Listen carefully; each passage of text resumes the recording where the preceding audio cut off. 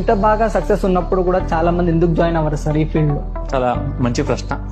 Situation ఎలా ఉంటదంటే, ఒక మంకీ ఉంది అనుకోండి, ఓకేనా, మంకీ ముందు ఒక బనానా పెట్టారు, ఒక 500 నోట్ పెట్టారు అక్కడ.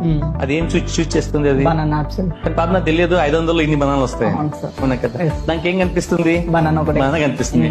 అటైనా ఫిక్స్ వచ్చి తినొచ్చు అనేది. సేమ్ థింగ్ ఈ బిజినెస్ లో అలాగే ఉంటది అన్నమాట. ఏ పనికి పోయినా, స్పెషల్లీ జాబ్ తీసుకుంటే అక్కడ కొన్ని మినిమం క్రైటీరియా ఉంటాయి. ఏంటంటే ఏజ్ ఎంత, క్వాలిఫికేషన్ ఏంటి, ఎక్స్పీరియన్స్ ఏంటి.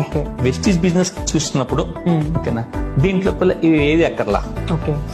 ఓకేనా, మీ ఏజ్ ఏంటి, అబో కావాల్సిన రెండు క్వాలిఫికేషన్స్ ఏంటంటే 18 years అబో ఉండాలా, మీ శ్వాస ఆడుతూ ఉండాలా, బతికి ఉండాలి. ఓకేనా, ఆ రెండు ఉంటే చాలు. అవునా కదా.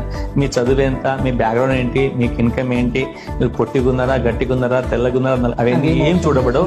ఒకటే కావాల్సింది ఏంటంటే ఆ రెండిటితో పాటు నేను ఎదగాలి, ఏదైనా సాధించాలని తపన ఉన్న ఎవరైనా నేను సక్సెస్ కావచ్చు.